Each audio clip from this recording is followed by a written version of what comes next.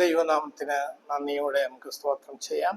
കർത്താവിൻ്റെ കൃപയിൽ ആശ്രയിച്ച് ഇന്നത്തെ ക്ലാസ് തുടങ്ങാം. കഴിഞ്ഞ 2 ക്ലാസ്സുകൾ കഴിഞ്ഞു. ഇന്ന് 10ാമത്തെ അധ്യായമായ പീഡനകാലത്തെക്കുറിച്ചാണ് ഞാൻ ക്ലാസ് എടുക്കുന്നത്.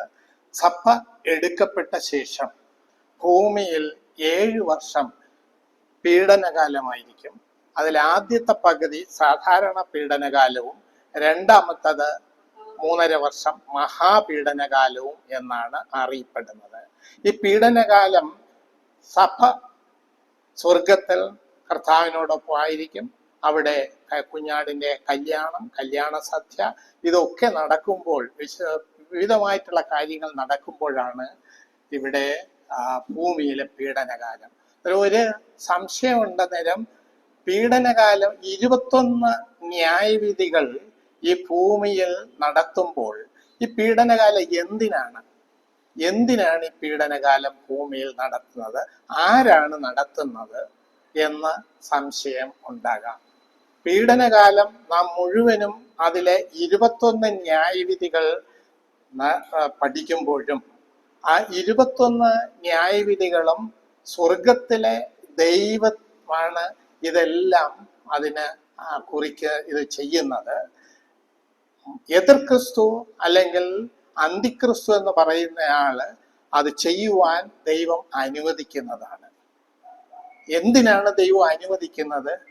ഭൂമിയിലെ രക്ഷ കൃപയുടെ കാലം കഴിഞ്ഞു.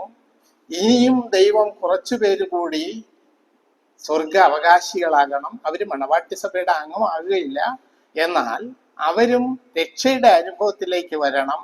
ഈ തീപ്പൊയ്കയിലേക്ക് പോകരുത് എന്ന് ദീർഘക്ഷമയുള്ള ദൈവം ആഗ്രഹിക്കുന്നു. അതുകൊണ്ടാണ് ഈ ഭൂമിയിൽ 21 ന്യായവിധികൾ നടത്തുന്നത്. ഓരോ ന്യായവിധികളും ഇങ്ങനെ മുമ്പോട്ട് പോകുമ്പോൾ അതിൻ്റെ കാഠിന്യം വർദ്ധിച്ചു കൊണ്ടിരിക്കുകയാണ്. മുദ്ര, കാഹളം, കലശം എന്ന് 3 തരത്തിലുള്ള 7 ന്യായവിധികളാണ് ഇവിടെ നടക്കുന്നത്.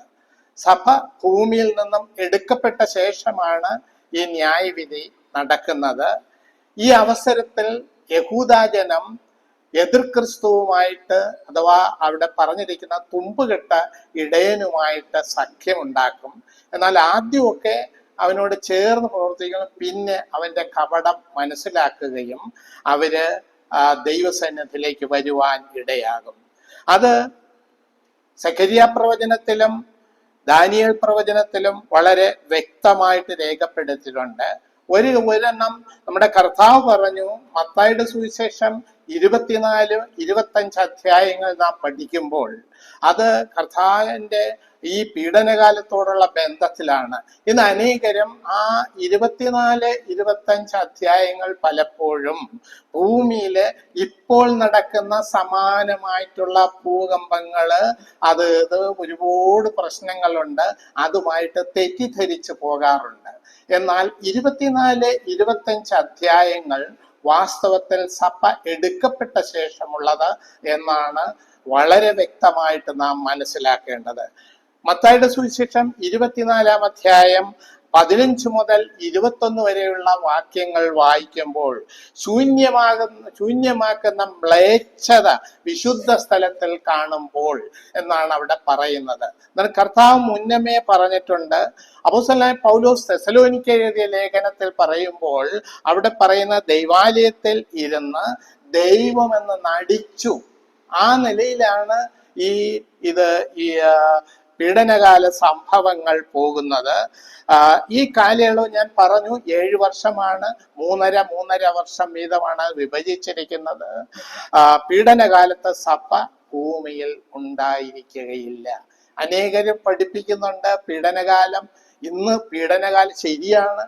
കേരളത്തിന് പുറത്ത് വെളിയിലുള്ള പല സംസ്ഥാനങ്ങളിലും പീഡനകാലം പോലെയുള്ള കാര്യമാണ് നടക്കുന്നത്, വിവിധമായിട്ടുള്ള പ്രവർത്തനങ്ങൾ.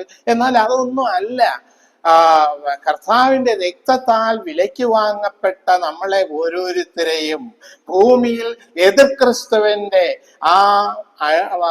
കീഴിൽ ഈ പീഡനങ്ങൾ ഏൽപ്പിക്കാനായിട്ട് വലിയവനായ ദൈവം ഒരു കാരണവശാലും വിട്ടുകൊടുക്കുകയില്ല എന്നുള്ളത് മുന്നമേ അറിയണം.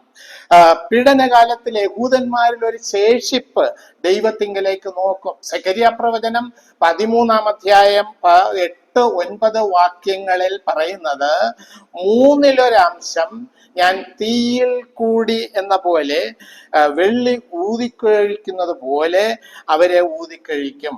അന്നേരം ഒരു 1/3 അന്ന് സെഖര്യാ പ്രവചനത്തിൽ പറയുന്നുണ്ട്. ഇത് പ്രവാചകന്മാരായ യെശയ്യാവും സെഖര്യാവും ഇരമ്യാവും ഒക്കെ പറയുന്നുണ്ട്. കൂടാതെ തെസ്സലോനിക്ക ലേഖനത്തിൽ പറയുന്നുണ്ട്. കർത്താവ് തന്നെ ഇതിനെ കുറിച്ച് പറഞ്ഞിട്ടുണ്ട്. ഒരു ഭാഗം മാത്രം വായിക്കാം. യെശയ്യാ പ്രവചനം 34-ാം അധ്യായം 1 മുതൽ 4 വരെ. യെശയ്യാ പ്രവചനം 34-ാം അധ്യായം 1 മുതൽ 4 വരെ. അത് ഞാൻ സമയത്തിന്റെ ഇത് കാരണം അതിലെ പ്രസക്ത ഭാഗം മാത്രം ഞാൻ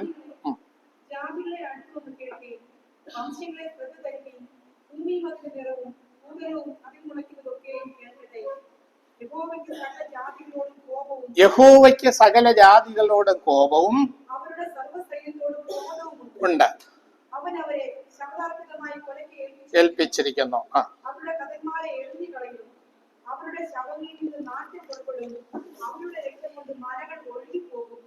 മതി, അത്രയും മതി. ഇനി മത്തായിയുടെ സുവിശേഷം 24-ാം അധ്യായം 21-ാം വാക്യം. മത്തായിയുടെ സുവിശേഷം 24-ാം അധ്യായം 21-ാം വാക്യം കർത്താവ് ഈ കാലത്തെ കുറിച്ച് വളരെ വ്യക്തമായിട്ട് പറഞ്ഞിട്ടുണ്ട്.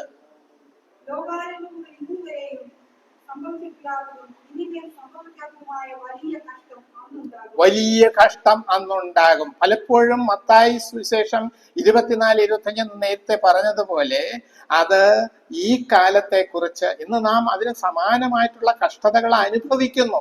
എങ്കിലും ഇത് പീഡനകാലമല്ല. നമ്മളെ കർത്താവ് ഈ ഭൂമിയില് ഈ എതിർക്രിസ്തു പീഡിപ്പിക്കുവാനായിട്ട് വിട്ടേച്ചങ്ങും പോവുകയില്ല. നമ്മൾ സ്വർഗത്തിലായിരിക്കും. കർത്താവിനെ അനുസരിക്കാത്തവരെ മാത്രമേ ഇതിലൂടെ കടത്തിവിടുകയുള്ളൂ. അതിലെ ഉദ്ദേശം എന്ന് പറഞ്ഞാൽ, അതിലെ ഓരോ ന്യായവിധികൾ നടക്കുമ്പോഴും ദൈവം നോക്കുകയാണ്, ആരെങ്കിലും ദൈവമുഖത്തേക്ക് നോക്കുന്നുണ്ടോ എന്ന് വളരെ ശ്രദ്ധയോടെ നോക്കുന്നു.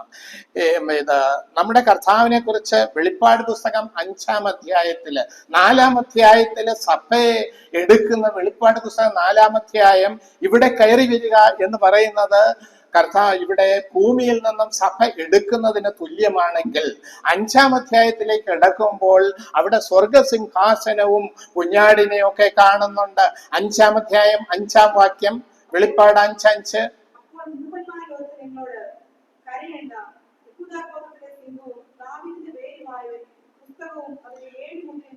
അന്നേരം യഹൂദ ഗോത്രത്തിലെ സിംഹവും ദാവീദിന്റെ വേരും എന്ന് പറഞ്ഞാൽ മശിഹ നാമത്തെയാണ് അത് കാണിക്കുന്നത്. ഇനി രണ്ടാമത് 5-ാമത്തെ 6-ാം വാക്യം, 7 കൊമ്പ് സർവശക്തിയെ കാണിക്കുന്നു. കൊമ്പുകൾ മൃഗത്തിന് ശക്തിയാണ്. ഇവിടെ 7 കൊമ്പ് സർവശക്തിയെ കാണിക്കുന്നു. 5-ാമത്തെ 6-ാം വാക്യം, 7 ദൈവാത്മാക്കൾ. 7 പരിശുദ്ധാത്മാവുണ്ടോ? 7 ആത്മാവുണ്ടോ? ഇല്ല. 7 എന്ന് പറയുന്നത് ബൈബിളിലെ സമ്പൂർണതയാണ്, പൂർണ്ണതയെ കാണിക്കുന്നതാണ്. അതായത് പരിശുദ്ധാത്മാവ് അതിന്റെ പൂർണ്ണതയിൽ സ്വർഗസിംഹാസനത്തിലുണ്ട്. 7 ആത്മാക്കളായ 7 കണ്ണുമുള്ള കുഞ്ഞാടായ ക്രിസ്തു എന്ന് വെച്ചാൽ ക്രിസ്തു സർവജ്ഞൻ, എല്ലാം അറിയുന്നവനാണ്. 7 കണ്ണ്. അവിടെ സിംഹവും ഒക്കെ പറഞ്ഞത് മശിഹ നാമത്തെയാണ് കാണിക്കുന്നത്. 7 കൊമ്പ് ആൾമൈറ്റി സർവശക്തിയെ കാണിക്കുന്നതാണ്. 7 ദൈവാത്മാക്കൾ എന്ന് പറയുന്നത് കർത്താവ് സർവജ്ഞൻ, എല്ലാം അറിയാവുന്ന. ഈ സർവജ്ഞനായ കർത്താവിനെ കുറിച്ചാണ് അവിടെ ആരാധനയ്ക്ക് യോഗ്യൻ എന്ന് പറഞ്ഞ 7 കാര്യങ്ങൾ പറയുന്നത്. ശക്തി, ധനം, ജ്ഞാനം, ബലം, ബഹുമാനം, മഹത്വം, സ്തോത്രം. ഇവയൊക്കെ 7 കാര്യങ്ങൾ പറഞ്ഞാണ് അവിടെ വീണ് നമസ്കരിക്കുന്നത്. പീഡനകാല ന്യായവിധികൾ നോക്കുമ്പോൾ വെളിപ്പാട് പുസ്തകം 6 മുതൽ 18 വരെയുള്ള അധ്യായങ്ങളിൽ നീണ്ടു കിടക്കുന്നതാണ് ന്യായവിധി. 6 മുതൽ 18 അധ്യായം വരെ. 17ഉം 18ഉം ബാബിലോണിനോടുള്ള ബന്ധത്തിലാണെങ്കിൽ മറ്റ് ഭൂലോകരയോടുള്ള ബന്ധത്തിലാണ് നടക്കുന്നത്. 6 മുതൽ 18 വരെ 21 ന്യായവിധികള്. 4ഉം 5ഉം സ്വർഗീയ കാഴ്ചകള്. 6-ാം അധ്യായത്തില് ക്രിസ്തു ഭൂമിയിൽ ന്യായവിധി പകരുന്ന ആ കാഴ്ച കാണുന്നു. 6-ാം അധ്യായത്തില് 6 മുദ്രകൾ പൊട്ടിക്കുന്നു. 1-ാമത്തെ മുദ്ര ഒരു വെള്ളക്കുതിരയാണ് വരുന്നത്. 1-ാമത്തെ മുദ്ര പൊട്ടിക്കുമ്പോൾ ഒരു വെള്ളക്കുതിര. വെള്ള എപ്പോഴും സമാധാനത്തെ കാണിക്കുന്നതാണ്. എന്നാൽ ആ കുതിരപ്പുറത്തിരിക്കുന്നവൻ എതിർ ക്രിസ്തുവാണ്. വരിക എന്നാണ് അവിടെ പറയുന്നത്. ആരാണ് ഓർഡർ കൊടുക്കേണ്ടത്? വരിക എന്ന് പറയുന്നത് സ്വർഗത്തിലെ കർത്താവാണ് കൊടുക്കുന്നത്. ഈ ന്യായവിധികളൊക്കെയും എതിർ ക്രിസ്തുവാണ് നടത്തുന്നതെങ്കിലും അത് നടത്തുന്നത് ഓരോരോ സമയങ്ങളിൽ അത് ചെയ്തുകൊണ്ടിരിക്കുന്നത് കർത്താവാണ് അനുവദിക്കുന്നത്. അന്ന് പീഡകൾ അനുവദിക്കുന്ന കർത്താവാണ്. എന്നാൽ അതിന്റെ ഒരു ലക്ഷ്യം ഉണ്ട്. അത് പിന്നീട് ഞാൻ പറയാം. ഈ ഭൂലോകര് മുഴുവനും മാനസാന്തരത്തിലേക്ക് വരുവാൻ, ദൈവത്തെ അറിയുവാൻ ദൈവം ആഗ്രഹിക്കുന്നു. അതുകൊണ്ടാണ് ഈ പീഡനകൾ ഓരോന്നും കാഠിന്യമേറി ഓരോന്നിലേക്കും വരുന്നത്. 2-ാമത്തെ കുതിര എന്ന് പറയുന്നത് ചുവപ്പ് കുതിരയാണ്. ചുവപ്പ് രക്തത്തെ കാണിക്കുന്ന. 1-ാമത്തെ ആള് വെള്ള സമാധാനം, വ്യാജ സമാധാനമാണ് വന്നതെങ്കിൽ അടുത്ത കുതിര വരുമ്പോൾ ഭൂമിയിൽ വലിയ യുദ്ധമുണ്ടാകുന്നു, രക്തച്ചൊരിച്ചിലുണ്ടാകുന്നു. 3-ാമത്തെ കുതിര 6-ാം അധ്യായം 5-6 വാക്യങ്ങളിൽ കറുത്ത കുതിര. കറുത്തത് മരണത്തെ കാണിക്കുന്നു, ക്ഷാമത്തെ കാണിക്കുന്നു, ദുഃഖത്തെ കാണിക്കുന്നു. 4-ാമത്തെ കുതിര മഞ്ഞക്കുതിര. അത് ഇംഗ്ലീഷിൽ പെയിൽ ഹോഴ്സ് എന്നാണ് പറയുന്നത്. മരിച്ചു കഴിഞ്ഞാൽ വിളറി വെളുത്ത നിറത്തിലുള്ള ഒരു നിറമാണ്. അതായത് രക്തകോട്ടമില്ലാത്ത ഒരു മഞ്ഞ. അതിനർത്ഥം യുദ്ധം, ക്ഷാമം, കാട്ടുമൃഗങ്ങളാലുള്ള ഭൂലോകവുമായിട്ട് മരണത്തിന്റെ പിടിയിലേക്ക് വരുന്നു. 5-ാമത്തെ മുദ്രയിലാണെങ്കിൽ രക്തസാക്ഷികളുടെ കരച്ചിൽ. ഭൂമിയിൽ കർത്താവിനെ നോക്കുന്നവരെ, അവരെ തലവെട്ടിയും വിവിധ വിധത്തിലുള്ള ക്രൂരമായിട്ട് അവരെ പീഡിപ്പിച്ചു കൊല്ലുന്നു. രക്തസാക്ഷികളൊക്കെയും ദൈവത്തോട് നിലവിളിക്കുന്നു. 5-ാമത്തെ മുദ്ര. 6-ാമത്തെ ആ രക്തസാക്ഷികൾ എങ്ങനെയെന്ന് വെച്ചാൽ ഭൂമിയിലുള്ളവരെ ഈ എതിർ ക്രിസ്തുവിന്റെ മായങ്ങളും അവന്റെ കാപട്യവും അറിഞ്ഞ് എന്റെ ദൈവമേ രക്ഷിക്കണമെന്ന് പറയുന്നവരെയാണ് അവിടെ രക്തസാക്ഷികളായിട്ട് മാറുന്നത്. 6-ാമത്തെ മുദ്ര. ഭൂമിയിൽ വലിയ ഭൂകമ്പമുണ്ടായി. ചരിത്രത്തിൽ ഇന്നുവരെയും കണ്ടിട്ടില്ലാത്ത വിധത്തില് സൂര്യൻ, ചന്ദ്രൻ, നക്ഷത്രം ഇതെല്ലാം അതിന്റെ സ്ഥാനത്ത് നിന്ന് മാറിപ്പോയി. അതിന് വെളിച്ചം കൊടുക്കാതെ വരുന്നൊരു അവസ്ഥയില്. കൂടാതെ ഭൂവാസികളുടെ ഒരു കരച്ചില് കാണുന്നു. 7-ാമത്തെ മുദ്ര. ഇത് ഞാൻ ഓടിച്ചു പറയുന്നുവെങ്കിലും വെളിപ്പാട് പുസ്തകത്തിലെ ഈ 21 ന്യായവിധികളും ബൈബിള് വായിച്ചിട്ട് ആരെങ്കിലും കൊണ്ട് വായിപ്പിച്ചിട്ട് ഓരോന്നിലും വരുമ്പോൾ അത് നല്ലപോലെ മനസ്സിലാക്കുവാൻ ഇടയാകും. ഈ പീഡനകാലം വളരെ വ്യക്തമായിട്ട് മനസ്സിലാക്കണം. കാരണം ഇത് എതിർ ക്രിസ്തുവാണ് നടത്തുന്നതെങ്കിലും ഇതിന്റെ നിയന്ത്രണം മുഴുവനും എന്റെ ദൈവത്തിന്റെ കരത്തിലാണ്. കാരണം ദൈവം ദീർഘക്ഷമയുള്ള ദൈവമാണ്. കൃപാകാലം കഴിഞ്ഞു. ഈ സമയത്ത് ഒരു നിത്യസുവിശേഷം ഭൂമിയുടെ ആകാശത്തിന്റെ മധ്യേ ഒരു ദൂതൻ വന്ന് ദൈവത്തെ ഭയപ്പെടുക എന്ന് വിളിച്ചു പറയുന്നു. അത് കഴിഞ്ഞ് 144,000 പേരുടെ നെറ്റിയിൽ ജീവനുള്ള ദൈവത്തിന്റെ മുദ്രയിടുന്നു. അത് കഴിഞ്ഞ് സ്വർഗത്തിൽ നിന്നും 2 ദൈവത്തിന്റെ സാക്ഷികളെ ഭൂമിയിലേക്ക് അയക്കുന്നു. അവരെ 1260 ദിവസം ഈ യെരുശലേം നഗരത്തിൽ ചവിട്ടുവാനിടയാകും. അവര് പറയുന്നത് പ്രവചനമാണ്. അവര് പ്രവചനം പറയുമെന്ന് പറഞ്ഞാൽ ദൈവത്തിന്റെ ദൂത് ഈ ഭൂമിയെ അറിയിക്കുവാനിടയാകും. നേരം 7-ാമത്തെ മുദ്ര വന്നപ്പോൾ സ്വർഗത്തിൽ ഇതുവരെയും വലിയ ആരാധനയുടെ രംഗമായ സ്വർഗത്തിൽ അരമണിക്കൂർ മൗനതയുണ്ടായി. ഒരു പിൻ ഡ്രോപ്പ് സൈലൻസ്. ഒന്നും ആരും അങ്ങോട്ട് ചുരുക്കത്തിൽ പറഞ്ഞാൽ ഇത്രയും 7-6 മുദ്രകൾ കഴിഞ്ഞപ്പോൾ തന്നെ വലിയ കഷ്ടതയിലായി. ഇനിയുള്ളത് നോക്കുമ്പോൾ സ്വർഗത്തിലിരിക്കുന്ന ഞാനും എല്ലാം അയ്യോ ഇനിയിപ്പോ എന്ത്, എന്റെ രക്തത്തിന് രക്തവും മാംസത്തിന് മാംസവും ആൾക്കാരുള്ള ചിലരൊക്കെയും ഭൂമിയിൽ ജീവിക്കുന്നു, അവര് തീപ്പൊയ്കയിലേക്ക് പോകുകയാണ്. ഇനി വരുവാനുള്ള ന്യായവിധിയെ ഓർത്തുകൊണ്ട് സ്വർഗത്തിൽ വലിയൊരു മൗനമുണ്ടാകുന്നു. ഞാനിത് പിന്നീട് ഓരോ വാക്യങ്ങളും എടുത്തെടുക്കാം. 4 കുതിരകള്, വെള്ള, ചുവപ്പ്, കറുപ്പ്, മഞ്ഞ. ഇവ പല വർണ്ണങ്ങളിലാണെങ്കിലും ന്യായവിധിയുടെ വിവിധമായ സ്വഭാവങ്ങളെയാണ് അത് കാണിക്കുന്നത്. 4 കുതിരകൾ 6-ാം അധ്യായം 1 മുതൽ 7 വരെ 4 മുദ്രകൾ പൊട്ടിക്കുമ്പോൾ ദേശത്തുണ്ടാകുന്ന രാഷ്ട്രീയ സംഭവങ്ങൾ ഉണ്ടാകുന്നു. അത് കഴിഞ്ഞ് ആത്മീക ലോകത്തെ ബാധിക്കുന്നു. ആഗോള വ്യാപകമായ സൗരയൂഥത്തിൽ വരുന്ന പല മാറ്റങ്ങളും വരുന്നു. ഇങ്ങനെ ഓരോന്നോരോന്നായിട്ട് വരികയാണ്. ഈ 4 കുതിരകൾ വെള്ള, ചുവപ്പ്, കറുപ്പ്, മഞ്ഞ, ഇങ്ങനെ ഓരോ കുതിരകളും വരികയാണ്. ഇനി അടുത്തത് ഇത് കാഹളമാണ്. അത് 8-ാം അധ്യായത്തിലാണ്. അവിടെ 7 മുദ്രകൾ കഴിഞ്ഞു. 7 മുദ്രകൾ കഴിഞ്ഞു. അടുത്ത കാഹളം, 7 കാഹളം വരികയാണ്. ദൂതന്മാര് കാഹളവുമായിട്ട്, അതും ദൈവം കാഹളം കൊടുത്താണ് അയക്കുന്നത്. എതിർ ക്രിസ്തു അല്ല ഇത് നടത്തുന്നത്. എന്നാൽ അതിനോടനുബന്ധിച്ചുള്ള കാര്യങ്ങൾ നടക്കുമ്പോൾ ഭൂമിയിലുള്ള ആൾക്കാർ അവിടെ ദൈവത്തെ ആരെങ്കിലും മാനസാന്തരപ്പെടുന്നു എന്ന് ദൈവം നോക്കിക്കൊണ്ടിരിക്കുകയാണ്. 1-ാമത്തെ കാഹളം വന്നപ്പോൾ 8-ാം അധ്യായം 7-ാം വാക്യം, രക്തം കലർന്ന തീമഴ. പഴയ നിയമ പുസ്തകത്തിൽ അവിടെ നടന്നതുപോലെയുള്ള കല്ലുമഴയും തീമഴയും ഭൂമിയിൽ വരുന്നു. ആർക്കും ഒളിച്ചു നിൽക്കുവാൻ സാധിക്കുന്നില്ല. 2-ാമത്തെ കാഹളം വരുമ്പോൾ തീ കത്തുന്ന വൻ മലയാണ് വരുന്നത്. 3-ാമത്തെ വലിയൊരു നക്ഷത്രം ആകാശത്ത് നിന്ന് വന്ന് ഭൂമിയിൽ വീഴുന്നു.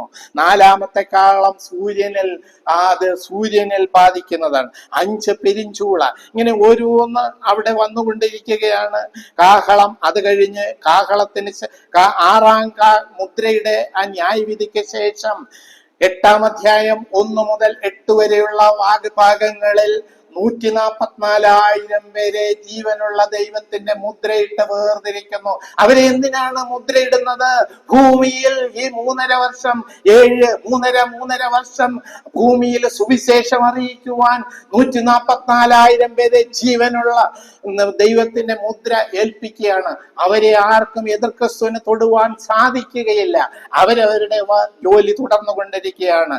വീണ്ടും 8-ാം അധ്യായം 9-ാം വാക്യത്തിലേക്ക് വരുമ്പോൾ അവിടെ ഒരു മഹാപുരുഷാരം, കുഞ്ഞാടിന്റെ രക്തത്താൽ വീണ്ടെടുക്കപ്പെട്ട ഒരു മഹാപുരുഷാരം, 144,000 പേര് അവിടെ നിന്ന് ദൈവത്തെ സ്തുതിക്കുന്നതിനോടൊപ്പം അടുത്ത ഒരു സകല ജാതികളിലും വംശങ്ങളിലും ഗോത്രങ്ങളിൽ നിന്നും 8-ാം അധ്യായം 9-ാം വാക്യം വലിയൊരു കുഞ്ഞാടിന്റെ രക്തത്തിൽ അവിടെ രക്തശുദ്ധീകരിക്കപ്പെട്ട ഒരു മഹാപുരുഷാരത്തെ കാണുന്നു.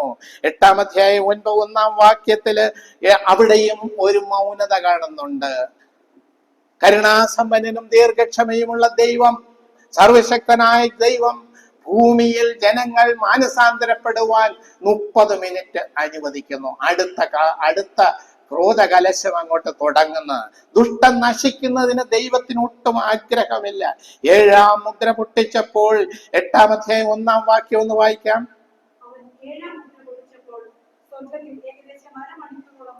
സ്വർഗത്തിൽ മൗനതയോ?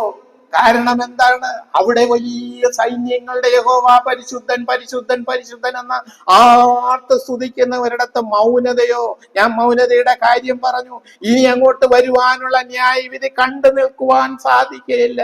നാം കർത്താവിനോട് കൂടെ ആയിരിക്കുന്നുവെങ്കിലും എന്റെ സ്വന്തക്കാരും എന്റെ കൂട്ടുകാരും ഒക്കെ അവിടെ ഭൂമിയിലുണ്ട്.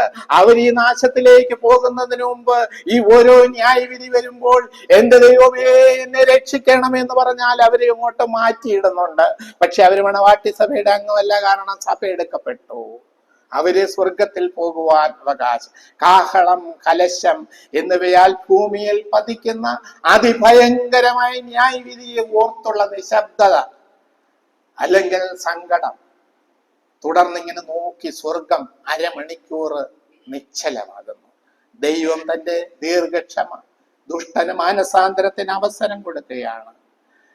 യോഹന്നാൻ തുടർന്ന് കാണുന്നത് 8-ാം അധ്യായം 2-ാം വാക്യത്തില് 7 കാഹളം ദൂതന്മാർക്ക് ലഭിക്കുന്നു. 7-ാം മുദ്രയോടനുബന്ധിച്ച് നടക്കേണ്ട കാഹളം ഇവിടെ ഭൂമിയിൽ നടത്തുവാൻ ദൂതന്മാർ ഒരുങ്ങി വന്നു. 16-ാം അധ്യായം 2-ാം വാക്യത്തിലാണ് കലശം എന്ന് പറഞ്ഞാല് ക്രോധ കലശം, ദൈവത്തിന്റെ ദേഷ്യത്തിന്റെ, ദൈവത്തിന് ദേഷ്യം വരുമ്പോൾ ക്രോധം എന്നാണ് പറയുന്നത്. റാത്ത് ഓഫ് ഗോഡ് എന്ന് ഇംഗ്ലീഷ് പറയാം, ആങ്കർ ഓഫ് ഗോഡ് എന്നല്ല, റാത്ത് ഓഫ് ഗോഡ്. ക്രോധ കലശം ഭൂമിയിലേക്ക് ഇടുകയാണ്. 1-ാമത്തെ കലശം ഭൂമിയിൽ വന്ന്, ഞാനത് വിശദമായിട്ട് എടുക്കാം, ഓടിച്ചെന്നെടുത്തിട്ട് ഞാനത് ഓരോ വാക്യവും വായിച്ചിട്ട് എക്സ്പ്ലെയിൻ ചെയ്യാം. അത് പീഡനകാലത്തെ കുറിച്ച്. 2-ാമത്തെ കലശം 16-ാം അധ്യായം 3-ാം വാക്യം.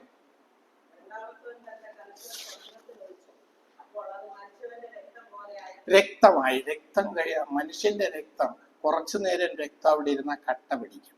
അതുപോലെ സമുദ്രം മുഴുവനും ഐസിന് തുല്യമായി, മീനെല്ലാം ചത്തു, കടലില് കപ്പലൊന്നും പോകുവാൻ സാധിക്കുകയില്ല, ഐസിൽ ചെന്ന് മുട്ടിപ്പോകും. അങ്ങനെ ഭയങ്കര പ്രശ്നമാണ് വരുന്നത്. 3-ാമത്തെ കലശം നദിയിലും നീരുറ, അവിടെയും ജലം, ആർക്കും വെള്ളം കുടിക്കാൻ പറ്റത്തില്ല, എവിടെ എടുത്താലും രക്തം. 4-ാമത്തെ കലശം 16:8.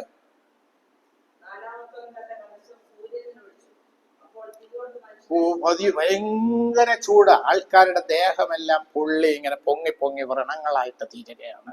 5-ാമത്തെ കലശം അത് ഫറവോന്റെ അവിടെ ചെയ്തതുപോലെ അവിടെ സിംഹാസനത്തില് ഒഴിച്ചു. ഇനി 6-ാമത്തെ കലശം 16:12.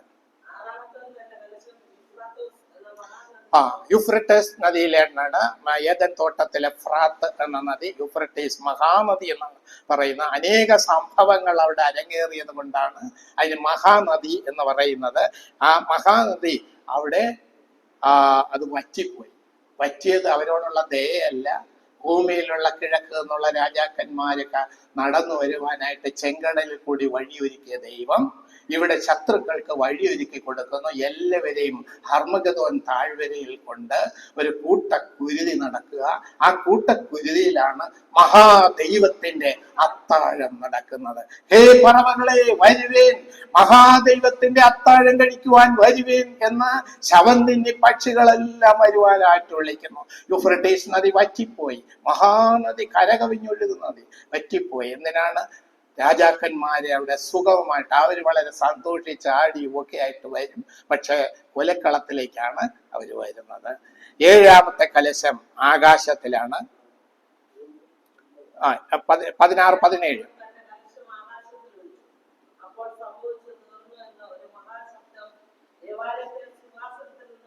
ദൈവാലയത്തിലെ ഞാൻ അത് പെട്ടെന്ന് ഓർമ്മ വന്നത് ദൈവാലയമാണ്. ബൈബിളിൽ ഒരിടത്തും ദേവാലയം ഒന്നല്ല. ദേവാലയം ദേവന്റെ ആലയം, ദൈവാലയം ദൈവത്തിന്റെ ആലയം. നമ്മുടെ ആലയം എല്ലാം ദൈവാലയമാണ്, എന്നാൽ തമിഴ്നാട്ടിലൊക്കെ പോകുമ്പോൾ ദേവരുടെ ആലയം അത്. പക്ഷെ മലയാളം ബൈബിൾ സ്കൂളിൽ പഠിക്കുന്നവർ പ്രത്യേകിച്ച് അത് ശ്രദ്ധിക്കേണ്ടതാണ്. അങ്ങനെ അനേക കാര്യങ്ങൾ ബൈബിളില് ദേവാലയം എന്നുള്ള വാക്കില്ല, മറ്റുള്ളവരെല്ലാം അത് എഴുതുന്നുണ്ട്. നമ്മൾ ദൈവാലയം, ദൈവത്തിന്റെ ആലയം. അനേകം ആലുകളുടെ ചുവട്ടിലും ഒക്കെയും ഓരോ ദേവന്മാരിരിക്കുന്ന ഈ കേരളത്തില് മലയാള ഭാഷ സംസാരിക്കുന്നവരുടെ എല്ലാം ദേവാലയമാണ് നമ്മുടെ ദേവാലയം. 6-ാം അധ്യായം എൻ്റെ കൂടെ ഒന്ന് ഓടിച്ചു വായിച്ച പറഞ്ഞാൽ ഞാനതങ്ങ്. വെളിപ്പാട് പുസ്തകം 6-ാം അധ്യായം 1-ാം വാക്യം ഞാനത് എക്സ്പ്ലെയിൻ ചെയ്തു.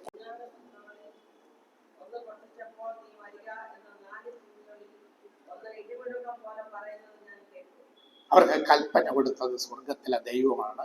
വരിക, ഓരോരുത്തരെയും ദൈവം വരുത്തുകയാണ്. ഇതിനെ പറയുന്നത് ഞാൻ കേട്ടു. അപ്പോൾ വെള്ളക്കുതിര സമാധാനത്തെ കാണിക്കുന്നു. വില്ലുണ്ട്, അവന്റെ കയ്യിലൊരു വില്ലുണ്ട്, പക്ഷെ അമ്പില്ല. വില്ലുണ്ട്, അമ്പില്ല. യുദ്ധവും രക്തച്ചൊരിച്ചിലില്ലാത്ത ഒരു പ്രവർത്തനമാണ് അവിടെ വരുന്നത്. അടുത്തത് അവന് കിരീടം ലഭിച്ചു. ലോകത്തെല്ലാവരെല്ലാം കൂടി അവനെ വാനോളം അങ്ങ് പുകഴ്ത്തി. ജയിക്കുന്നവനായും ജയിപ്പാനായിട്ടും നേരം ഭൂലോകര് മുഴുവനായിട്ട് അവനെ അങ്ങ് സ്വീകരിച്ചു.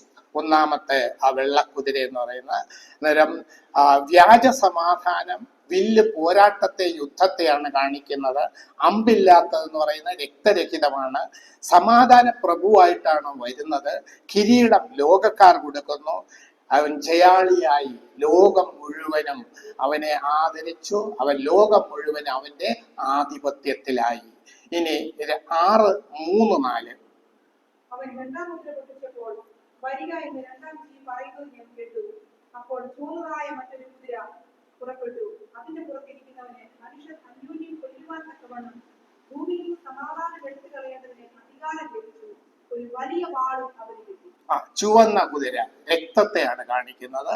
അവൻ രക്തച്ചൊരിച്ചിലുള്ള ഒരു പോരാട്ടമാണ് വരുന്നത്. മറ്റൊരു കുതിര പുറപ്പെട്ടു. അതിന്റെ പുറത്തിരിക്കുന്നവന് മനുഷ്യൻ അന്യോന്യം കൊല്ലുവാൻ തക്കവണ്ണം അധികാരം കൊടുത്തു. സമാധാനം എടുത്തു കളയുവാൻ കൊടുത്തു. ഒരു വലിയ വാളും കിട്ടി. വാളിന് അമ്പ് പോലെ അത് ഇത് വില്ലും അമ്പും അങ്ങനെയല്ല, വാള് കൊണ്ട് അവൻ കൊല്ലാൻ തുടങ്ങും ആ സമയത്ത്. ഇനി 3-ാം മുദ്ര 5-ാം വാക്യം, 5-6 വാക്യം. മൂന്നാം മുദ്ര പൊട്ടിച്ചപ്പോൾ വരിക എന്ന മൂന്നാം ജീവി പറയുന്നത് ഞാൻ കേട്ടു. അപ്പോൾ ഞാൻ ഒരു കറുത്ത കുതിരയെ കണ്ടു. അതിന്മേൽ ഇരിക്കുന്നവർ തുലാസ് കയ്യിൽ പിടിച്ചിരുന്നു. ഒരു പണത്തിന് ഒരിടങ്ങി ഗോതമ്പ്, ഒരു പണത്തിന് 3 ഇടങ്ങി യവം, എന്നാൽ എണ്ണയ്ക്കും വീഞ്ഞിനും കേട് വരുത്തരുത് എന്ന 4 ജീവികളുടെയും നടുവിൽ നിന്നൊരു ശബ്ദം ഞാൻ കേട്ടു. 3-ാം ജീവി മുദ്ര പൊട്ടിച്ചപ്പോൾ 3-ായി പറയുന്ന കേട്ടു. ഒരു കറുത്ത കുതിര, കറുപ്പ് നിറം മരണത്തെയും ക്ഷാമത്തെയും ദുഃഖത്തെയും കാണിക്കുന്നു. ഭൂമി മുഴുവനും ആ ഒരു അവസരത്തിലേക്ക് പോകുന്നു. പിന്നെ അടുത്ത് പറയുന്നത് ഒരു തുലാസ് കയ്യിൽ, തുലാസ് എന്ന് പറയുമ്പം റേഷനിങ് സമ്പ്രദായം, ആഹാരം അളന്നു കൊടുക്കുന്ന വ്യവസ്ഥ. സാധാരണ എല്ലാവർക്കും കടയിൽ നിന്നും ആഹാരം കിട്ടത്തില്ല. തുലാസ് കൊണ്ടാണ്, തൂക്കിയാണ് കൊടുക്കുന്നത്. പിന്നെ അടുത്തത് പിന്നെ പറയുന്നത് തുലാസ് കയ്യിൽ പിടിച്ചിരുന്നു. ഒരു പണത്തിന് 1 ഇടങ്ങഴി ഗോതമ്പ്, ഒരു പണത്തിന് 3 ഇടങ്ങഴി യവം. വളരെ വില കൂടി. യവം എന്ന് പറയുന്നാൽ കുതിരയ്ക്ക് കൊടുക്കുന്ന ചോളം പോലത്തെ സാധനമാണ്. അതുപോലും മനുഷ്യര് കഴിക്കുവാൻ വലിയ വില കൊടുക്കേണ്ടി വരുന്നുണ്ട്. പിന്നെ എണ്ണയ്ക്കും വീഞ്ഞിനും കേട് വരുത്തരുത് എന്ന് അവിടെ ഒരു ഓർഡർ കൊടുത്ത്. എന്തുകൊണ്ടാണ് എണ്ണയ്ക്കും വീഞ്ഞിനും കേടുവരുത്തരുത്? ഈ പീഡനകാലം നടക്കുമ്പോൾ അനേകരും മുറിവേറ്റ് വീഴും. അവരൊക്കെ ദൈവത്തെ വിളിക്കും. അവരുടെ ആരോഗ്യത്തിനും അവരുടെ ആ മുറിവ് ഉണങ്ങുന്നതിനും വേണ്ടിയാണ് എണ്ണയും വീഞ്ഞും അവർക്ക് അത് പ്രത്യേകമായിട്ട് ഒരുക്കിയിരിക്കുന്നത്. അന്നേരം അതിനിടയിലും ദൈവത്തെ വിളിക്കുന്നത് കുറച്ചുപേര് മുറിവേറ്റവിടെ വീഴും.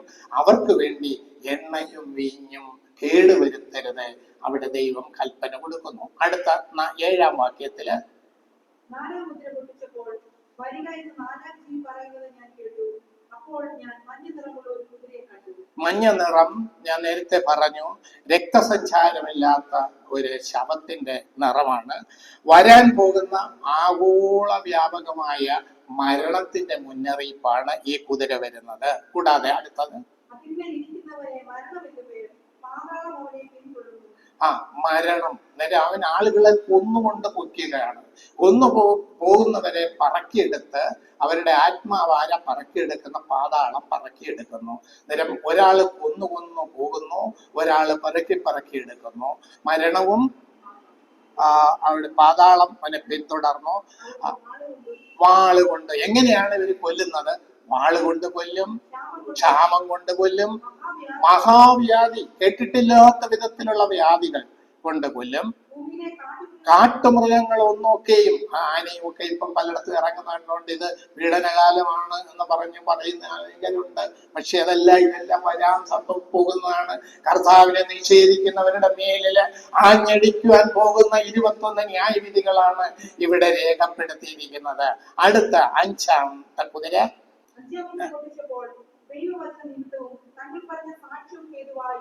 അറുക്കപ്പെട്ടവരുടെ ആത്മാക്കളെ ഞാൻ യാഗപീഠത്തിൽ കണ്ടു. വിശുദ്ധ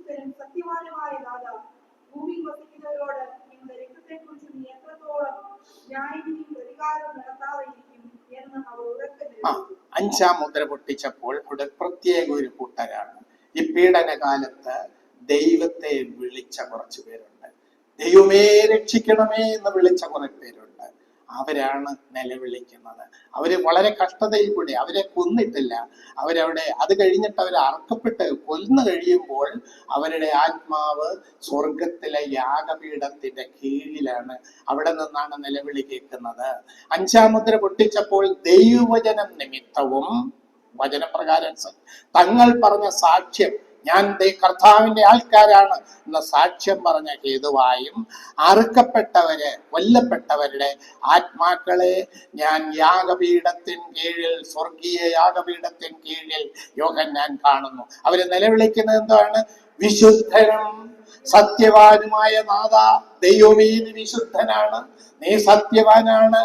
ഈ നാഥ, ഭൂമിയിൽ വസിക്കുന്നവരോട്, ഈ രക്ഷിക്കപ്പെടാത്ത എതിർ ക്രിസ്തുവിന്റെ ആൾക്കാരോട്, ഭൂമിയിൽ വസിക്കുന്നവരോട് ഞങ്ങളുടെ രക്തത്തെ നീ എത്രത്തോളം ന്യായവിധിയും പ്രതികാരവും, അതെന്തുകൊണ്ട് കർത്താവ് ഇതിന് സമാപ്തി വരുത്തുന്നില്ല? കർത്താവ് എന്തുകൊണ്ട് ഇതിന് നടപടി എടുക്കുന്നില്ല? ഉടനെ അവിടെ ഉറക്കെ നിലവിളിച്ചു. അന്നേരം ഒരാൾ വരുന്നു, അവിടെ ഓരോരുത്തനും വെള്ള നിലയങ്കി കൊടുത്തു, പിന്നെ ഒരു വാഗ്ദാനവും കൊടുത്തു.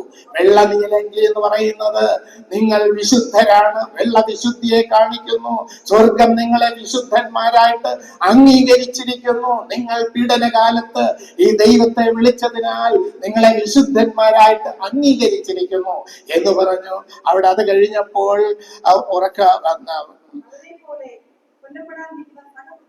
അനുത്തര വാഗ്ദാനം നയിക്കുന്നു. തീർന്നിട്ടില്ല, എണ്ണം പൂർത്തീകരിക്കപ്പെട്ടില്ല, ഇനിയും ആൾക്കാരുണ്ട്.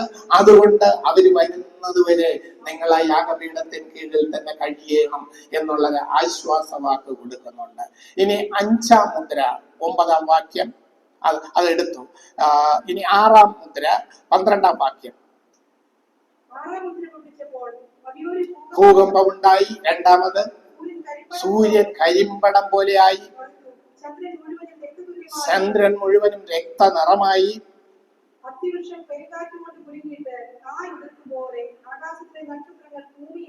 അത്തിപ്പഴം വീഴുന്നത് പോലെ നക്ഷത്രങ്ങൾ ഭൂമിയിലേക്ക് വീണു,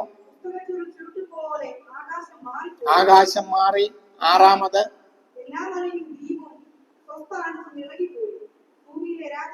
ഭൂമിയിലെ 1-ാമത് രാജാക്കന്മാർ, 2 മഹത്തുക്കൾ, 3 സഹസ്രാധിപന്മാർ, 4 ധനവാന്മാർ, 5 ബലവാന്മാർ, 6 സകല ദാസന്മാരും, 7 സ്വതന്ത്രന്മാർ. അവരെന്തോ ചെയ്ത്?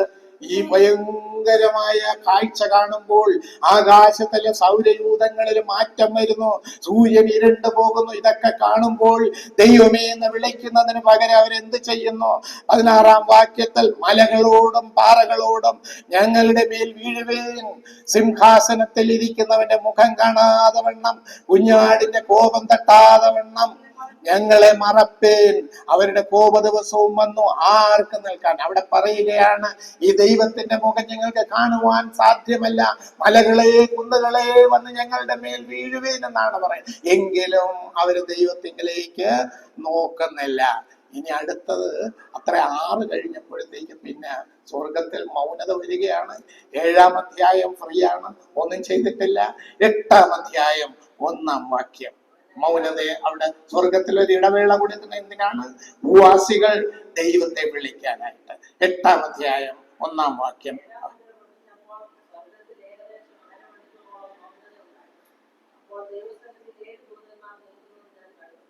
അന്നേരം ഇനി അവര് അവിടെ അടുത്ത കാഹളവും കൊണ്ട് പോവുകയാണ്.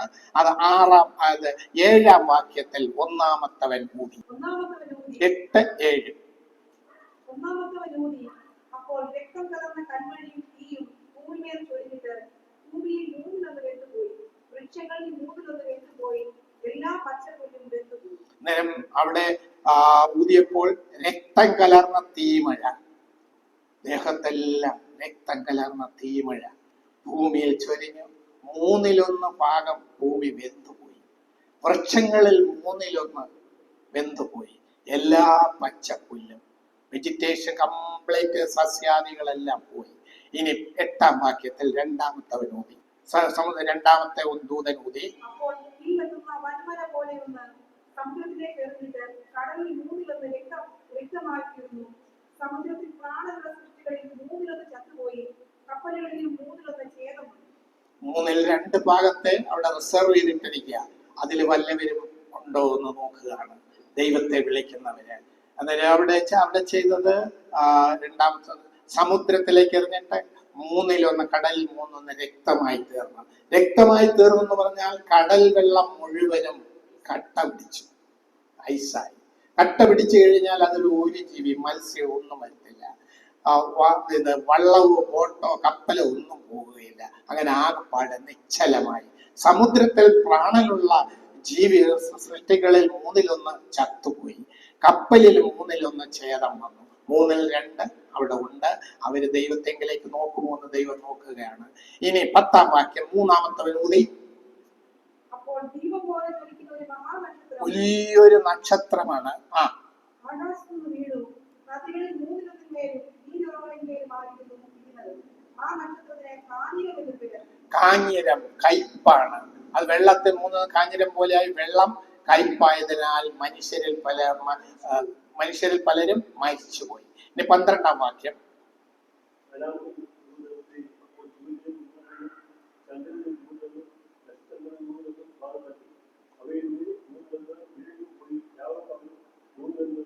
ഭൂമിയുടെ ഒരു ഭാഗം മാത്രം വെളിച്ചം, 2/3 ഭാഗം ബാക്കിയെല്ലാം ഇരുണ്ടു പോകുവാനിടയായി. ഇനി അഞ്ചാമത്തെ കാഹള 9-ാം അധ്യായം 1-ാം വാക്യം.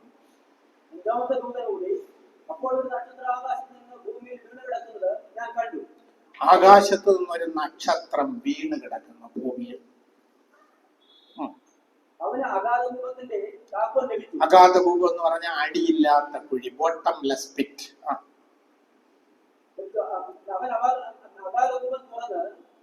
ഉടനെ പെരും ചൂളയിലെ മുഖം പോലെ ഭൂപത്തിൽ നിന്ന് പുക പൊങ്ങി. ഭൂപത്തിന്റെ പുകയാൽ സൂര്യനും ആകാശം ഇരുണ്ടുപോയി. പുകയിൽ നിന്ന് വെട്ടുക്കിളി, വലിയ പുകയായി ആത്മന്യം കാണാൻ പറ്റുന്നില്ല. അതിനിടയില് വെട്ടുക്കിളി വരുന്നു. വെട്ടുക്കിളി വന്നാൽ സാധാരണ പച്ചയായതെല്ലാം തീർക്കുകയാണ്. അതിന് വിഭിന്നമായിട്ടാണ് ഇവിടെ നടക്കുന്നത്. വെട്ടുക്കിളി അതിന് ഭൂമിയിലെ 4-ാം വാക്യം. അതിന് ഭൂമിയിലെ തേളിലുള്ള ശക്തി ലഭിച്ചു. തേളിനെ പോലെയാണ് ശക്തി.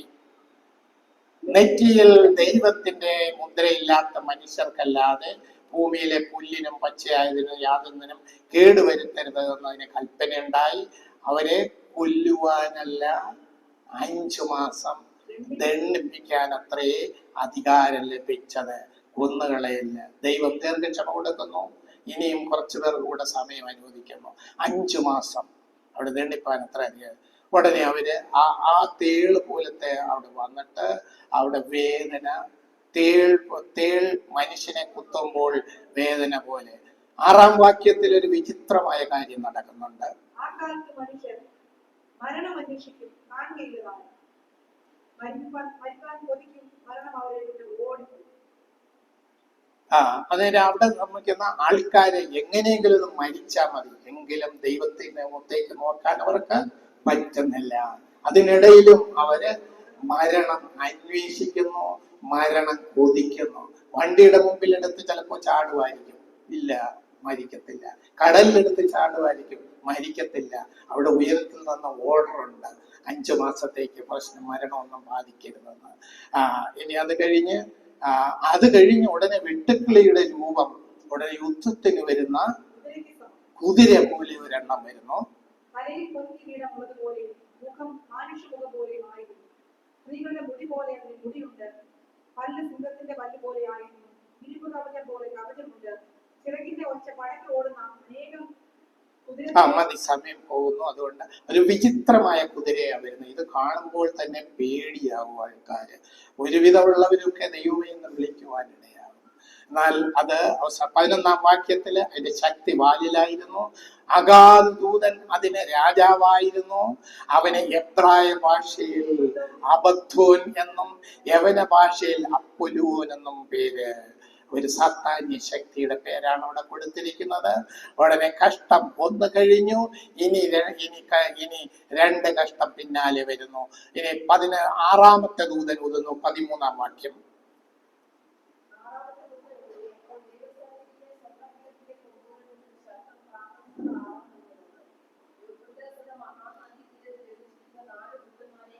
യൂഫ്രട്ടീസ് മഹാനദിയുടെ തീരത്ത് ദൂതന്മാരെ ബന്ധിച്ചിരിക്കുകയാണ്. അവിടെ അവരെ അങ്ങോട്ട് അഴിച്ചു വിടുകയാണ്. ദൂതന്മാരെന്ന് പറഞ്ഞാൽ സാത്താന്യ ദൂതന്മാരെ ബന്ധിച്ചിരിക്കുകയാണ്. 4 ദൂതന്മാരെ അഴിച്ചുവിടുക എന്ന് പറയുന്നത് ഞാൻ കേട്ടു. ഉടനെ മനുഷ്യരിൽ 1/3 കൊല്ലുവാൻ ആണ്ട്, മാസം, ദിവസം, നാഴികയ്ക്ക് ഒരുങ്ങിയിരിക്കുന്ന 4 ദൂതന്മാരെ അഴിച്ചുവിട്ടു. അവരുടെ വരവ് കുതിരപ്പടയുടെ സംഖ്യ 10,000 മടങ്ങ് 20,000, 200 കോടി ഉടൻ വരികയാണ്. അവിടെ ഭൂമിയിൽ ഉള്ളവരെ ശിക്ഷിക്കുവാനായിട്ട് 200 കോടി. അവിടെ പറഞ്ഞിരിക്കുന്നത് സംഖ്യ 10,000 മടങ്ങ് 20,000 എന്ന് ഞാൻ കേട്ടു. കുതിരകളെയും പിന്നെ അങ്ങോട്ട് പറയുന്നത് അവയ്ക്ക് തീ നിറം, രക്തനീലം, ഗന്ധകവർണം, പിന്നെ വായിൽ നിന്ന് തീ, പുക. അവർക്ക് മനുഷ്യരിൽ 1/3 മരിച്ചുപോയി. കുതിരകളുടെ ശക്തി വായിലും. എന്നാൽ അവിടെ ഒരു പ്രത്യേക സംഭവം, അതാ ഞാൻ പറഞ്ഞത്, ഈ പീഡനകാലത്ത് എന്തുകൊണ്ടാണ് ഇത് ദൈവം അനുവദിക്കുന്നതെന്ന് പറയാൻ 20-ാം വാക്യത്തിലുണ്ട്.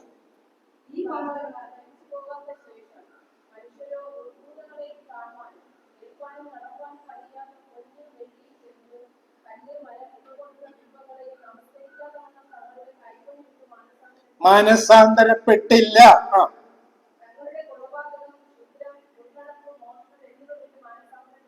മാനസാന്തരപ്പെട്ടില്ല. ദൈവം വളരെ ദുഃഖത്തോടെ പറയുകയാണ്, എങ്കിലും മാനസാന്തരപ്പെട്ടില്ല. ഇത്രയും ന്യായവിധി നടന്നിട്ടും അനേകര് അതിനെ തുടർന്നുണ്ട്. അന്നേരം 6-ാമത്തെ ദൂതന്റെ കഴിഞ്ഞു.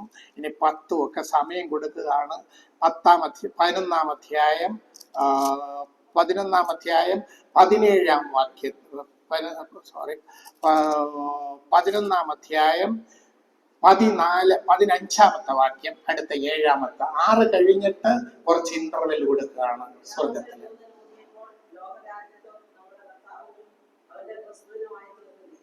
അവിടെ സ്വർഗത്തിൽ വലിയൊരു സന്ദേശം, എന്നേക്കും വാഴുമെന്നൊരു മഹാഘോഷം ഉണ്ടായി. പിന്നെ ഇനി അടുത്തത് 16-ാം അധ്യായം 2-ാം വാക്യം, ക്രോധകലശം തുടങ്ങുകയാണ്. ഇതിന് ഇടയ്ക്കുള്ള അധ്യായങ്ങളൊക്കെ ഒരു ആൾക്കാർക്ക് സമയം കൊടുക്കുകയാണ്, ഈ പിടകളിൽ കൂടെ കടക്കുന്നവര് ദൈവത്തിങ്കലേക്ക് നോക്കുവാൻ. ഇനി 16-ാം അധ്യായം 2-ാം വാക്യം ക്രോധകലശമാണ്.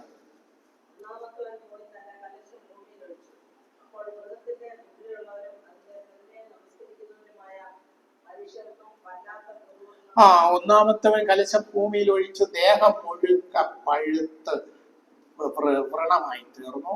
ഇനി 3-ാം വാക്യം,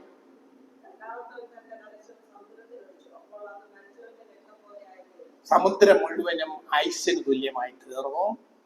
4-ാം വാക്യം,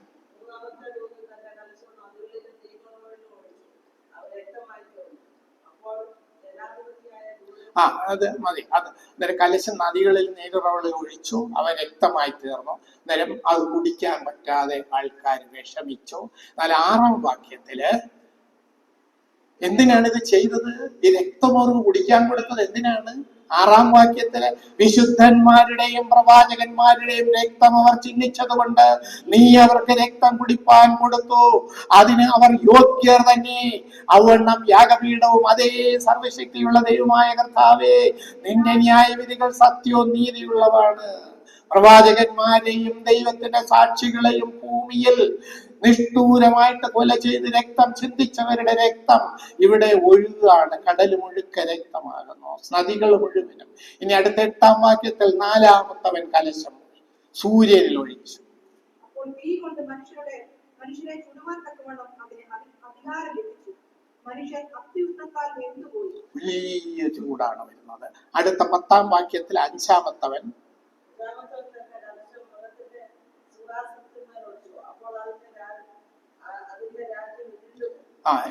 ഇടിഞ്ഞു. അന്നേരവും അവിടെ ഒരു വിചിത്രമായ കാര്യം നടക്കുന്നുണ്ട്. അവർ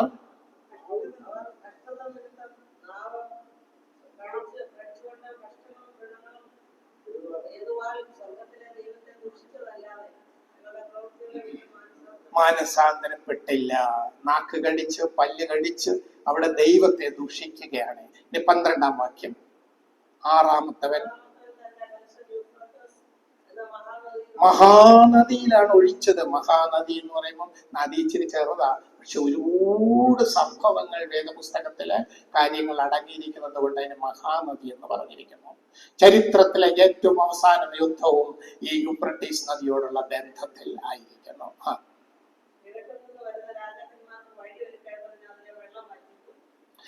ആറാമത്തെ കലശൊഴിച്ചപ്പോ യൂഫ്രട്ടീസ് നദി കരകവിഞ്ഞൊഴുകുന്നു, വേനൽക്കാലത്ത് പോലും വെള്ളം ഒഴുകുന്നു. അതിലോട്ട് കലശ ഒഴിച്ചപ്പോൾ നദിയിൽ വലിയൊരു വഴിയുണ്ടായി.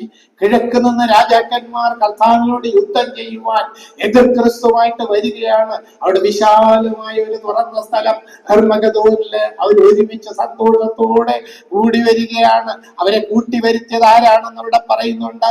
സാത്താന്യ തൃത്വമാണ് അവരെ കൂട്ടിവരുത്തിയത്. 13-ാം വാക്യത്തില് സാത്താന്യ തൃത്വത്തെ കാണാം. സാത്താനിക് ട്രിനിറ്റി, പിതാവ് പുത്രൻ പരിശുദ്ധാത്മാവ് എന്നുള്ളതുപോലെ സാത്താന് തൃത്വമുണ്ട്. മഹാസർപ്പത്തിന്റെ വായിൽ നിന്നും മൃഗത്തിന്റെ വായിൽ നിന്നും കള്ളപ്രവാചകന്റെ വായിൽ നിന്നും തവളയെ പോലെ 3 അശുദ്ധാത്മാക്കൾ പുറപ്പെടുന്നത്. അതാണ് 666 അവിടെ സാത്താന്യ തൃത്വമാണ് അവിടെ കാണുന്നത്. മഹാസർപ്പം ഒന്നാമൻ, ഏദൻ തോട്ടത്തിലെ പാമ്പ്. രണ്ടാമത് മൃഗം, അവിടെ സമുദ്രത്തിൽ നിന്നും പീഡനകാലത്ത് അത് ക്രിസ്തുവിന് പകരമായി അഭിനയിക്കുന്നവൻ. മൂന്നാമത് കള്ളപ്രവാചകൻ, ലോകത്തിന്റെ മതത്തെ പ്രതിനിധീകരിച്ച്. ഇങ്ങനെയാണ് സാത്താന്യ തൃത്വം. 3 6 6 6 666 എന്ന് പറയുന്നത് പിതാവ് പുത്രൻ പരിശുദ്ധാത്മാവ് എന്ന് പറയുന്നത് പോലെ വലിയ പാമ്പ്, ഏദൻ തോട്ടത്തിലെ പാമ്പ്, പിന്നെ മൃഗം ഈ പീഡനകാലത്ത് സമുദ്രത്തിൽ നിന്ന് ഇറങ്ങി, കൂടാതെ കള്ളപ്രവാചകൻ മതപരമായിട്ടുള്ള ഒരു തലവൻ. ഇവരാണ് അവരെ കൂട്ടിക്കൊണ്ടുവന്നത്. 14-ാം വാക്യം.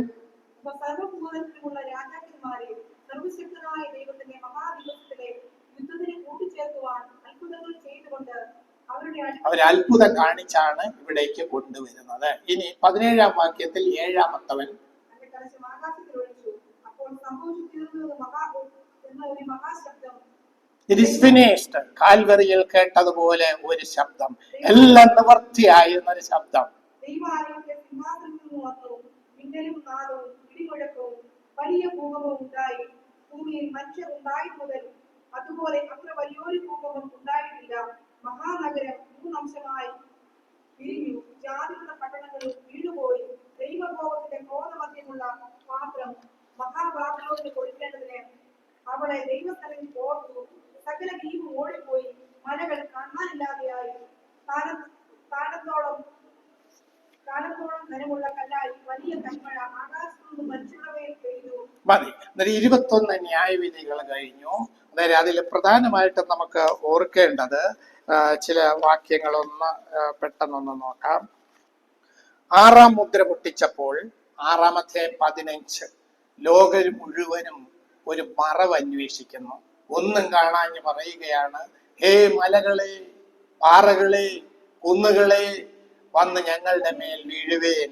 6-ാമത്തെ 15 16 17 അവിടെ ഭൂകമ്പമുണ്ടായപ്പോൾ അവര് മറവ് അന്വേഷിക്കുന്നു. രണ്ടാമത് 5-ാം കാഹളത്തിൽ ഞാൻ പറഞ്ഞു, വെട്ടുക്കിളി ഇവിടെ തേള് കുത്തുന്നത് പോലെ കൂടിപ്പോകും. മരണം അന്വേഷിക്കുന്നു. അവിടെ മരണം അന്വേഷിക്കുന്നു, മരണം കൊതിക്കുന്നു. മരിക്കാൻ ആരെങ്കിലും കൊതിക്കുമോ? വരാൻ പോകുന്നു, വരും കൊതിക്കും. ഇനി അടുത്തത് 9-ാമത്തെ 20-ാം വാക്യത്തില് അവിടെ 4 ദുഷ്ടദൂതന്മാരെ അഴിച്ചുവിടുന്നു. അപ്പോൾ ഒരു വിചിത്ര കുതിര വരുന്നു, വായിൽ തീ, പുക, ഗന്ധകം. അവിടെ പറയുന്നു ആരും മാനസാന്തരപ്പെട്ടില്ല, ആരും മാനസാന്തരപ്പെട്ടില്ല എന്ന്. അത് നമുക്കൊന്ന് വായിക്കാം. 9-ാം അധ്യായം 20-ാം വാക്യം.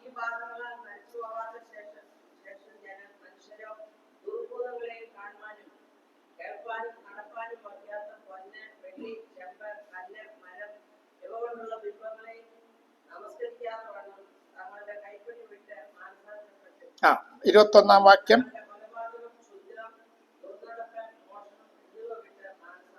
16-ാം അധ്യായം 9-ാം വാക്യം.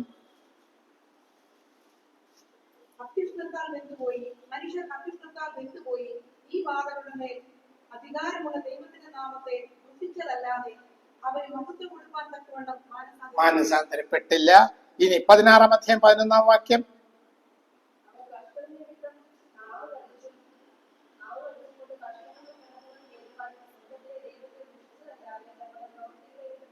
മാനസാന്തരപ്പെട്ടില്ല. 16-ാം അധ്യായം 21-ാം വാക്യം. ആ ബാധ നിമിത്തം ദൈവത്തെ ദൂഷിച്ചു. അന്നേരം ഇത്രയും കാര്യങ്ങൾ അവിടെ രേഖപ്പെടുത്തിയിരിക്കും. ഇപ്പൊ നമുക്ക് മനസ്സിലായി ഈ 21 ന്യായവിധികൾ ഭൂമിയിൽ പകരുവാനുള്ള കാര്യമാണ്. ആരാണ് ഈ ന്യായവിധി ഭൂമിയിലേക്ക്? അത് എതിർക്രിസ്തുവാണ്. ദൈവം അനുവദിച്ച് എതിർക്രിസ്തു ചെയ്തു.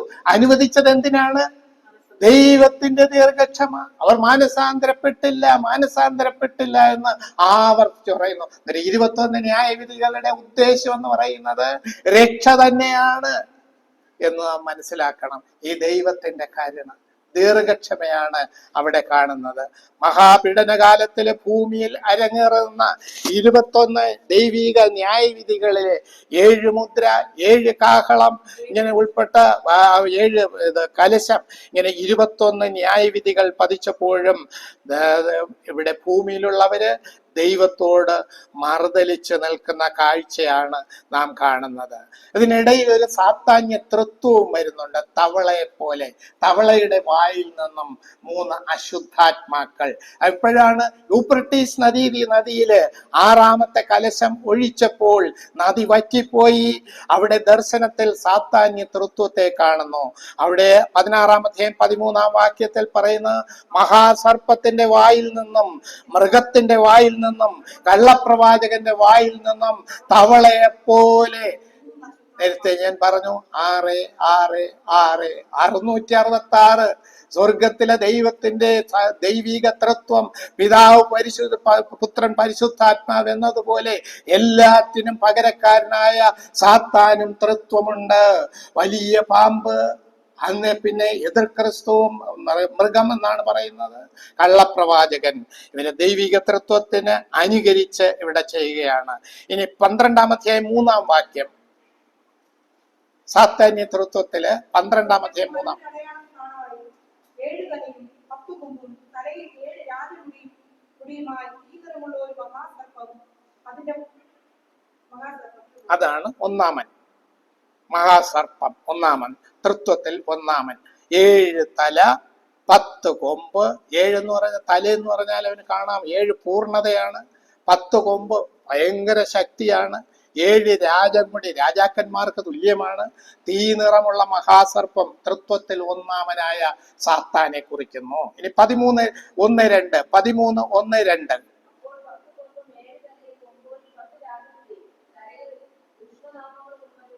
മൃഗം സമുദ്രത്തിൽ നിന്ന് പുള്ളിപ്പുലി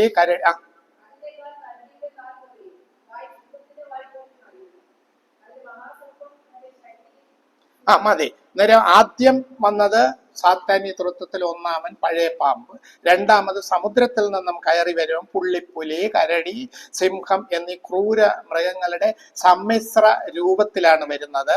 അത് തൃത്വത്തിൽ രണ്ടാമനായ എതിർ ക്രിസ്തുവാണ്. 13-ാം അധ്യായം 1-2 വാക്യങ്ങളിൽ. ഇനി 13-ാം അധ്യായം 11-ാം വാക്യം. 13-ാം അധ്യായം 11-ാം വാക്യം.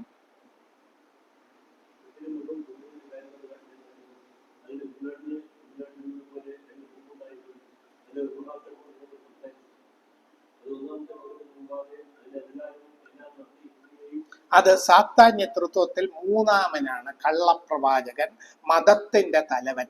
13-ാം അധ്യായം 11-ാം വാക്യവും 16-ാം അധ്യായം 13-ാം വാക്യവും. രണ്ടാം മൃഗം കള്ളപ്രവാചകനാണെന്ന് ഇവിടെ വ്യക്തമാകുന്നു. പിന്നെ ഇത് വീണ്ടും പലയിടത്ത് ആവർത്തിച്ച് പറഞ്ഞിട്ടുണ്ട്. പിതാവ് പുത്രൻ പരിശുദ്ധാത്മാവെന്നതുപോലെ അഭിനയം ഇവിടെ സാത്താന്യ തൃത്വമുണ്ട്. സാത്താൻ ഏദൻ തോട്ടത്തിലെ പഴയ പാമ്പ്. അത് 12-ാം അധ്യായം 3-ാം വാക്യം. രണ്ടാമത് സമുദ്രത്തിൽ നിന്നും കയറി വരുന്ന 13-ാം അധ്യായം 1-2 വാക്യങ്ങള്. വീണ്ടും 13-ാം അധ്യായം 11-ാം വാക്യത്തില് അവിടെ ഒരു കള്ളപ്രവാചകനാണ് അവിടെ വരുന്നത്. 16-ാം അധ്യായം 13-ാം വാക്യം വായിക്കാം. 16-13. അതിനെ വെള്ളം മഹാസർപ്പത്തിന്റെ വായിൽ നിന്നും മൃഗത്തിന്റെ വായിൽ നിന്നും കള്ളപ്രവാചകന്റെ വായിൽ നിന്നും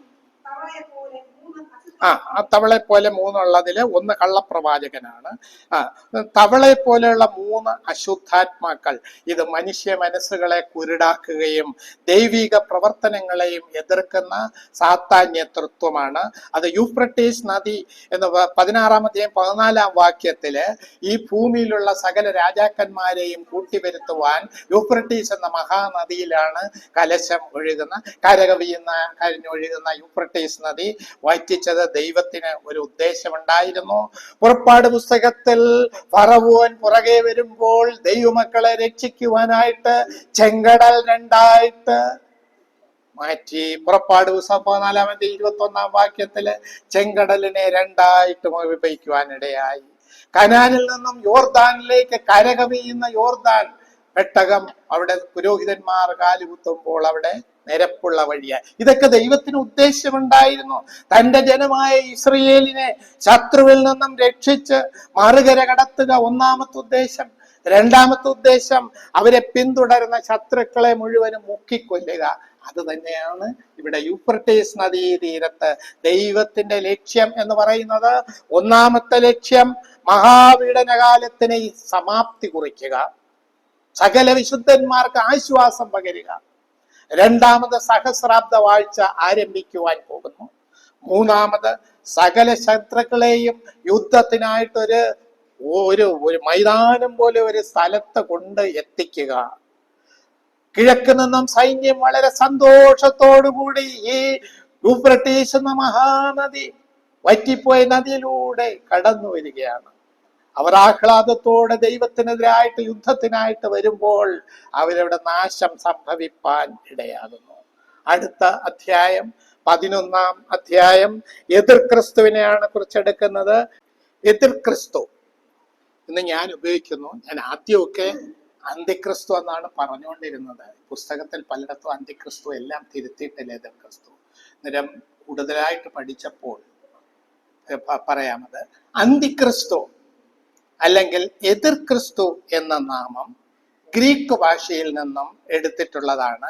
ആന്റി ക്രിസ്റ്റോസ്, ആന്റി ക്രിസ്റ്റോസ് എന്നുള്ള പദത്തിൽ നിന്നുമാണ്.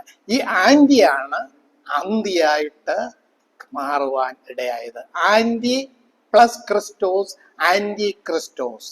ആന്റി എന്ന് പറഞ്ഞാൽ അർത്ഥം എതിരായത്, പകരമായത്, ഓരോന്നിന് അഭിനയിച്ചു വരുന്നത് എന്നുള്ളതാണ്. ക്രിസ്റ്റോസ് എന്ന് പറഞ്ഞാൽ ക്രിസ്തു, അഭിഷിക്തൻ, കർത്താവിനെ കുറിച്ചാണ് ആന്റി ക്രിസ്റ്റോസ്. ആന്റി ക്രിസ്തു, അത് ആന്റി എന്നുള്ളത് പറഞ്ഞു അന്തിക്രിസ്തു എന്നുള്ളത്. അന്തിക്രിസ്തു എന്ന് പറഞ്ഞാൽ പ്രശ്നമൊന്നും അല്ല എങ്കിലും വേദപുസ്തകം പഠിക്കുന്ന നാം അത് മനസ്സിലാക്കണം, അതിന്റെ പ്രയോഗം മനസ്സിലാക്കണം.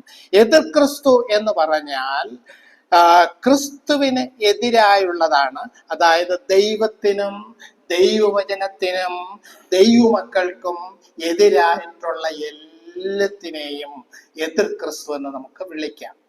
പീഡനകാലത്ത് ഒരാൾ പ്രത്യേകമായിട്ട് വരുന്നു, അന്തിക്രിസ്തു എന്നറിയപ്പെടുന്ന എതിർ ക്രിസ്തു. എതിർ ക്രിസ്തുവും എതിർ ക്രിസ്തുക്കളുടെ സാന്നിധ്യം ഇപ്പോൾ ഭൂമിയിലുണ്ട്. സഭ എടുക്കപ്പെട്ട ശേഷം മൃഗമെന്ന നിലയിൽ ഒരു അധർമ്മമൂർത്തി വരുന്നുണ്ട്. അവനാണ് എതിർ ക്രിസ്തു. അത് അന്ത്യനാളിൽ വരുന്നവനാണ്. 6-ാം അധ്യായം മുതൽ 18-ാം അധ്യായം വരെ അത് നീണ്ടു കിടക്കുകയാണ്. വിശ്വാസികളായ നാം ഇവനെ അന്തിക്രിസ്തു എന്നു പകരം എതിർ ക്രിസ്തു എന്ന് വിളിക്കുന്നതാണ് നല്ലത് എന്ന് എൻ്റെ ഭാഷ്യം. പക്ഷെ അതിൽ ഉപദേശ വിഷയങ്ങളൊന്നുമില്ല. അന്തിക്രിസ്തു എന്ന് വിളിച്ചാലും കുഴപ്പമില്ല. കാരണം നമ്മുടെ കർത്താവ് അൽഫയും ഒമേഗയും ആദിയും അന്തവും ദാവീദിന്റെ പേരും ഇങ്ങനെ അനേക കാര്യങ്ങൾ ഉള്ളപ്പോൾ പേരിൽ പോലും അന്ത്യകാലത്ത് വരുന്ന ക്രിസ്തു എന്ന് പറയുവാന്നത് നല്ലതല്ല എന്നാണ് വേദപണ്ഡിതന്മാർ പറയുന്നത്. മനസ്സിലായോ? അന്ത്യകാലത്ത് വരുന്ന ക്രിസ്തു, അന്തിക്രിസ്തു എന്ന് പറഞ്ഞാൽ അന്ത്യകാലം. നമ്മുടെ കർത്താവും അന്ത്യകാലത്ത് വീണ്ടും മഹത്വ പ്രത്യക്ഷതയിലൊക്കെ വരുമല്ലേ. അന്നേരം പേരിൽ പോലും ഇവന് കൊടുക്കണ്ട. പിന്നെ വേറൊരു കാര്യം, വേദപുസ്തകത്തിൽ അന്തിക്രിസ്തു എന്നുള്ള ഒരു പ്രയോഗം ഇല്ല. അവിടെ പറഞ്ഞിരിക്കുന്നത് എതിർ ക്രിസ്തു എന്നാണ്. മലയാളം ബൈബിളില് ഒരിടത്തും അന്തിക്രിസ്തു എന്ന നാമം ഉപയോഗിച്ചിട്ടില്ല. ഈ അന്ത്യകാലമായതിനാൽ എതിർ ക്രിസ്തുവാണ് വരുന്നത്. വേദപുസ്തകത്തില് യോഹന്നാന്റെ സുവിശേഷത്തില്, യോഹന്നാന്റെ ലേഖനത്തില് 4 ഈ പേര് ഉപയോഗിച്ചിട്ടുണ്ട്. അതൊന്ന് വായിക്കുന്നതല്ലായിരിക്കും. 1 യോഹന്നാൻ 2:18, 1 യോഹന്നാൻ 2:18. നിങ്ങളെ ആ ഇത് അന്ത്യനാഴികയാകുന്നു. ഇത് എതിർക്രിസ്തു വരുന്നു എന്ന് നിങ്ങൾ കേട്ടിട്ടുണ്ടല്ലോ. ഇപ്പോൾ അനേകം എതിർക്രിസ്തുക്കൾ എതിർ ക്രിസ്തു ഉണ്ട്, എതിർ ക്രിസ്തുക്കളുണ്ട് എന്ന് വെച്ചാൽ അർത്ഥം ദൈവത്തിനും ദൈവജനം ദൈവമക്കൾക്കും എതിരായിട്ട് വരുന്ന എല്ലാ സാഹചര്യങ്ങളെയും എതിർ ക്രിസ്തു എന്ന് പറയുന്നു. 1 യോഹന്നാൻ 2:22. യേശുവിനെ ക്രിസ്തുവല്ല എന്ന് നിഷേധിക്കുന്നവൻ അല്ലാതെ കള്ളൻ ആരാകും? പിതാവിനെയും പുത്രനെയും നിഷേധിക്കുന്നവൻ തന്നെ എതിർ ക്രിസ്തുവാകും. 1 യോഹന്നാൻ 4:3. യേശുവിനെ സ്വീകരിക്കാത്ത യാതൊരു ആത്മാവും ദൈവത്തിൽ നിന്നുള്ളതല്ല. യേശു എതിർക്രിസ്തുവിന്റെ ആത്മാവ് തന്നെ. അത് വരുമെന്ന് നിങ്ങൾ കേട്ടിട്ടുണ്ടല്ലോ. അത് ഇപ്പോൾ തന്നെ ലോകത്തിലുണ്ട്. മതി. അന്നേരം എതിർ ക്രിസ്തു എന്ന് പറഞ്ഞാൽ അന്തിക്രിസ്തു എന്ന് പറഞ്ഞാൽ വലിയ കുഴപ്പമൊന്നുമില്ല. പക്ഷെ ബൈബിൾ പഠിക്കുന്ന നാം അത് എതിർ ക്രിസ്തു ആണ് വരുന്നത്. പേരിൽ പോലും എന്റെ കർത്താവിനെ അന്ത്യത്തിൽ വരുന്ന ക്രിസ്തു എന്ന് ഉള്ളത് കൊണ്ട് എതിർ അന്തിക്രിസ്തു എന്ന് പറയുന്നത് ശരിയല്ല. അത് പറഞ്ഞാൽ അത് ഡോക്ടറിനൽ മിസ്റ്റേക്ക്, ഉപദേശ വിഷയമായിട്ടുള്ള ഒന്നുമല്ല. സ്ത്രീയുടെ സന്തതി എന്ന വിശേഷണത്തിലാണ് നമ്മുടെ കർത്താവിനെ അറിയുന്നത്. എന്നാൽ പിശാചിനെ സർപ്പത്തിന്റെ സന്തതി എന്നാണ് തിരുവചനത്തിൽ കാണുന്നത്. എതിർ ക്രിസ്തുവും കള്ളപ്രവാചകനും സർപ്പത്തിന്റെ സന്തതി പരമ്പരയാണ്. ദൈവിക തൃത്വത്തിൽ ഞാൻ പറഞ്ഞു, പിതാവ്, പുത്രൻ, പരിശുദ്ധാത്മാവ് 3 ആളത്വങ്ങൾ ഉള്ളതുപോലെ സ്ത്രീയുടെ സന്തതിയിലും 3 ആളത്വങ്ങൾ വരുന്നു. അത് വലിയ പാമ്പ്, പിന്നെ ഇത് മൃഗം, കള്ളപ്രവാചകൻ. 3 സാത്താന്യ തൃത്വത്തിൽ വരുന്നത്. ബാക്കി ഞാൻ അടുത്ത ക്ലാസ് സഭയും മഹാപീഡനകാലവും അത് ഞാൻ അടുത്ത ക്ലാസ്സിലെടുക്കാം.